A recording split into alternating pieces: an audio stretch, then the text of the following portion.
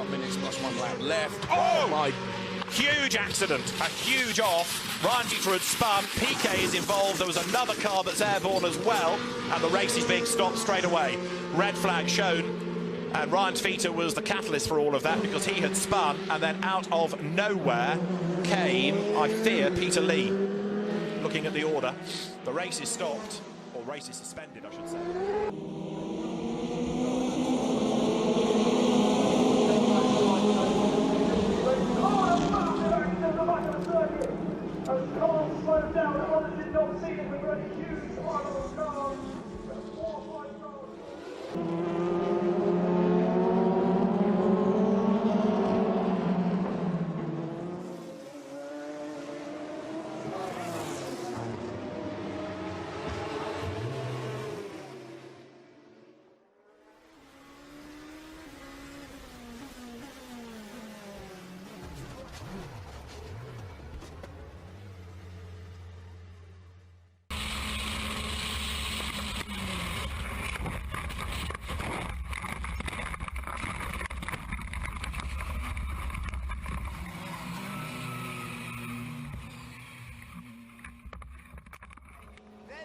Up Bay Hill, and whoa, that is superb blocking stuff by Kovalainen. And Watts is desperate to find a way through, up to Druids. Oh, and he's on the back wheel! And that is a horrendous accident. Catapulted across the track onto the tyre wall. The damage obvious on the back of Kovalainen's car. The rest of the car's still running. Colin Brown inside Blake Walker now for 5th place. And that is a very, very welcome sight. Danny Watts. Reese's wing goes, and Dino Morelli's hit Gareth Rees. And Morelli goes off. That was Dino Morelli, and he's in the car. The front half of the car very badly damaged. The engine's still running hard. As Herbert and Voyage slammed from wall to wall, Grillard was collected. Voyage barrel rolled along the Armco, and there were cars everywhere. Heading in, you see the speed. You know that this is one of the fastest points of the racetrack, and that is absolutely monstrous. A horrible, violent impact, and just no control at all. That's what the tyre barrier is there. That right at the early stage, PK and Warwick and Serra are involved. Serra goes across the circuit. It's absolute chaos. Mayhem. The unfortunate Japanese driver going end over end. And then cars subsequently piling into each other. The marshals go over the top.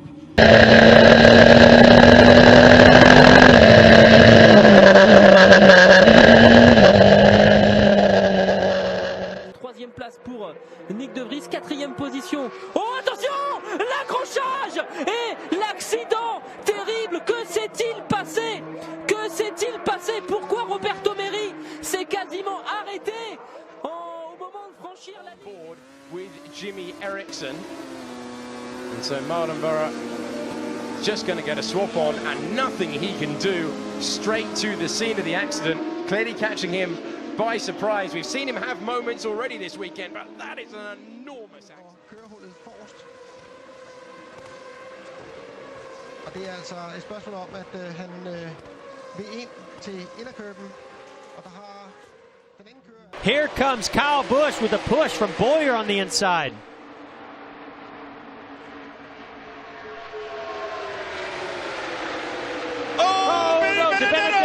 And everybody! Good. Oh, no. Are you kidding me? This is big. Wow. But it...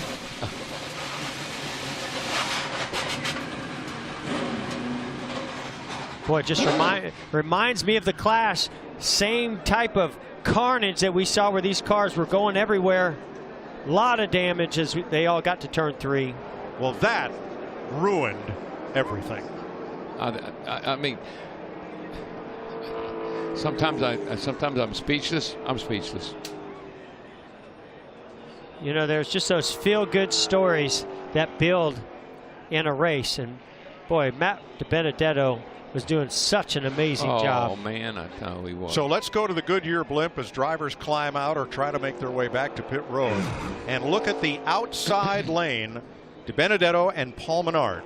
Yeah, Paul Menard giving a pretty nice push down the back straightaway to DiBenedetto.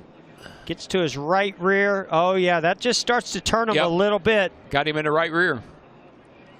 And then he collects Menard. Yeah. Logano just misses it, but the whole outside lane and half the inside pile up. And this is exactly what we were just talking about. At this stage in the race, you can start to taste victory in the Daytona 500. You want to see that checkered flag, and you'll do anything to get it, and you know you've got to be more aggressive with those bump drafts. It looks exactly like the Clash.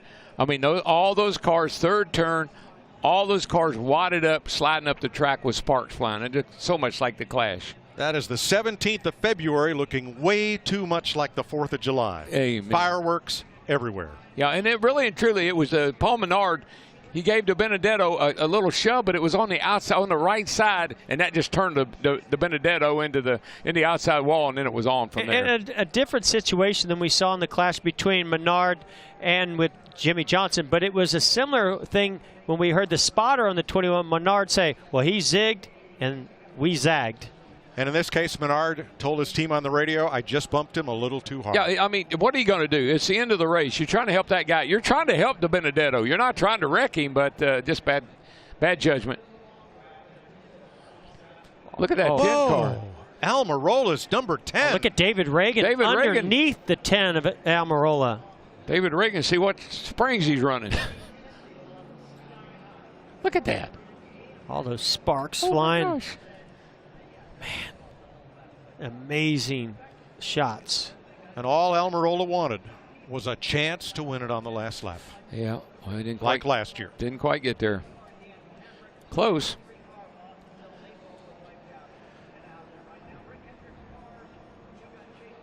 And I got to believe our two leaders right now, Kyle Busch and Denny Hamlin, were really wanting and hoping to have another Toyota there and DiBenedetto to help them pull off this victory today. Going to be a little bit tougher for them to hold off those Fords, and some Chevys are moving up also. Amazing camera work by our Fox Sports crew. You're riding with Joey Logano.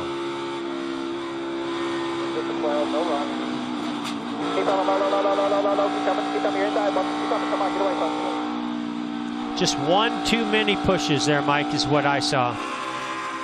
Kyle Larson. Check up. Nothing behind us. Nothing behind us. Okay, lock it down. Come right back to the top. Keep it rolling. Come to the top.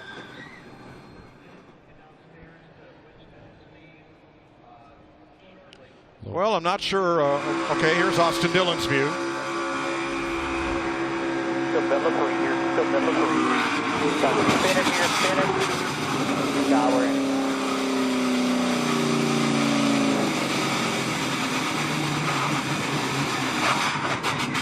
Ouch.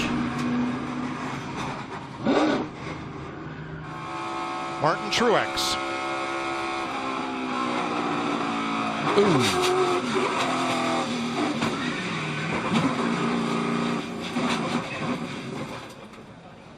I was going to say, I'm not sure which list graphics is putting together, the cars involved in the wreck or the cars that missed it. We'll find out when we come back. Huge pileup near the end of the Daytona 500.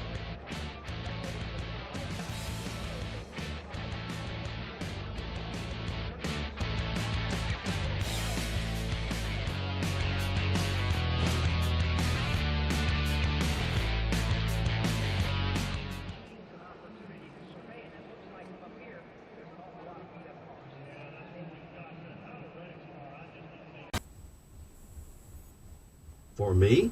For me? Как спросить, сколько у вас денег?